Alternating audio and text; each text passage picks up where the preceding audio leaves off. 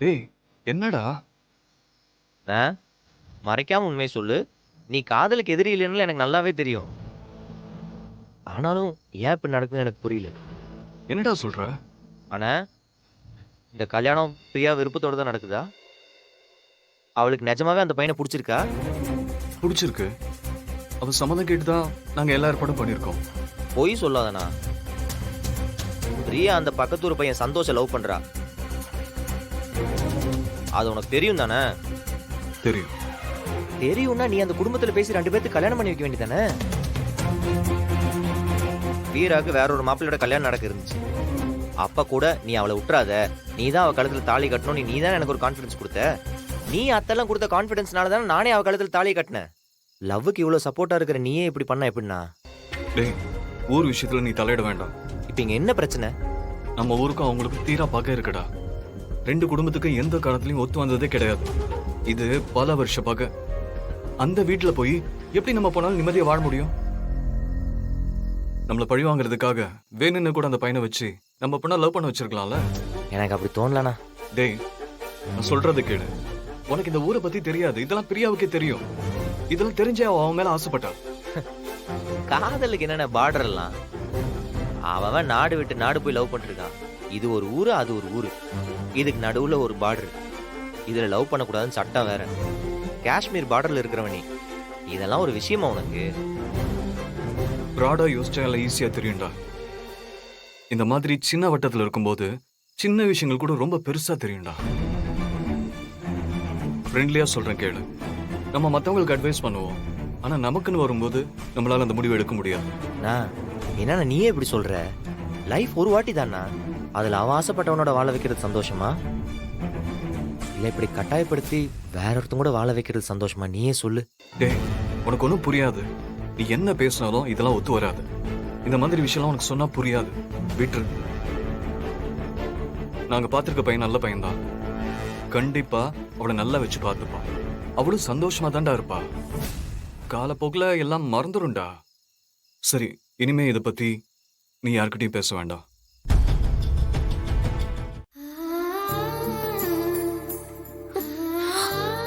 அம்மா சீக்கிரம் தரடி. வா வா. அப்பா அட பாவி டேய். ஏப்பா பயப்புள்ள என்ன கணக்குறா. இவ்வளவு வெயிட்டா இருக்கான், மனசு வீக்கா இருக்கான். அண்ணி என்ன நீ இது? உன் 70 kg தாஜ்மஹால். புரியல. உன் ஆள்தான். ஐயோ சந்தோஷா.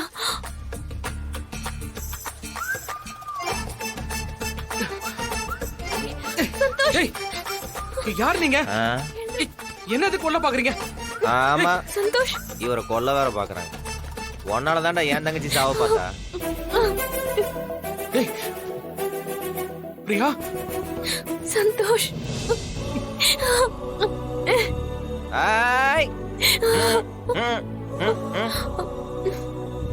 நீ இல்லனா நான் செத்து போலான்னு முடிவு பண்ண தெரியுமா? டேய் டேய் டேய் டேய் டேய் ஓவரா பேசாதடா.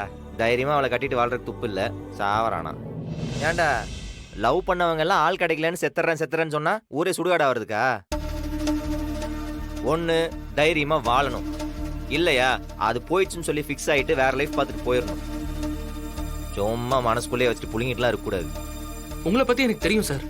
வேற ஒருத்தன் தாலி கட்ட வேண்டிய பொண்ணு கழுத்துல மேடை ஏறி நீங்க தாலி கட்டிங்களாமே. எப்படா எல்லாருக்கும் தெரிஞ்சிருக்கு? உங்க தைரியம் எல்லாம் எனக்கு வராது சார். நீங்களாம் கிரேட் சார். வீரபாகு பேக்கரி கதை மாதிரி நம்ம கல்யாணம் உலகம் ஃபுல்லா ஃபேமஸ் ஆயிருக்கும் போலயே. அண்ணா இப்ப என்ன பண்றது? இரு, உங்க கல்யாணம் நடக்கிறதுக்கு இவனை தூக்கணும். இப்போ உன் கல்யாணத்தை நிறுத்தணும்னா அதுக்கு என்ன, உங்களை தூக்குன மாதிரி அந்த மாப்பிளையும் தூக்கிடலாம்.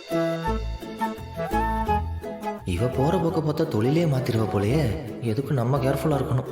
என்ன போன ஜென்மத்துல எதுவும் பெரிய கடத்தல் கும்பலுக்கு தலைவியா இருந்தியா?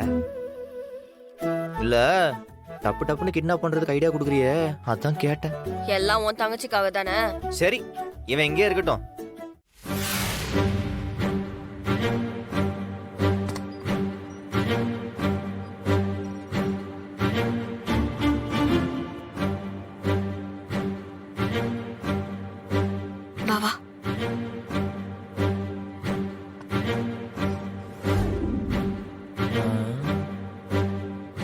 தூங்குறவனுக்கு டாட்டா காமிச்சிட்டு இருக்கா. நல்லா தூங்கிட்டு இருக்கான். ஓஹோ, எப்பேற்பட்ட கண்டுபிடிப்பு. கொஞ்சம் ஸ்ட்ராங்காகவே அடி. அவனை மாதிரி பாதியில் இருந்துச்சிட போகிறேன். இவ பண்ணுறத பார்த்தா ஃபர்ஸ்ட் டைம் மாதிரியா இருக்கு. ஏய் இந்தா மூக்கு பத்த. என்ன எல்லா கிட்னாப்பையும் நான் தான் பண்ணுமா? விட்ட உன்னோட எல்லா கடத்தலுக்கும் என்னை பிஸ்னஸ் பார்ட்னர் ஆகிடுவ போல. நீ என்ன முறைச்சாலும் சரி, இதை நான் வைக்க மாட்டேன், நீயே வை.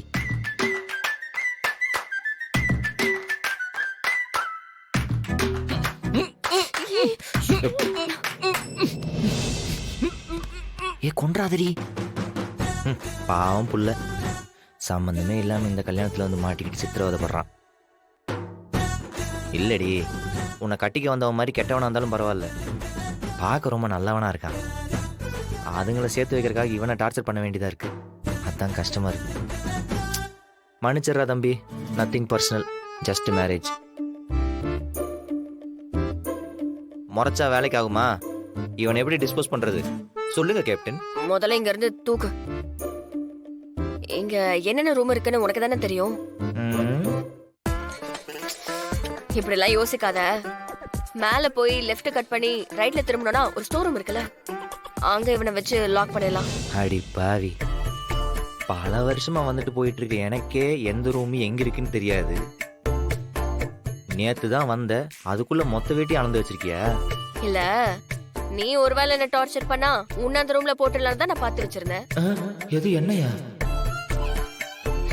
ஆனா பாவம், இவன் இப்ப மாட்டிக்கிட்டான். இவகிட்ட கொஞ்சம் கேர்ஃபுல்லா இருக்கும். நீ செஞ்சாலும் செய்வடி. வா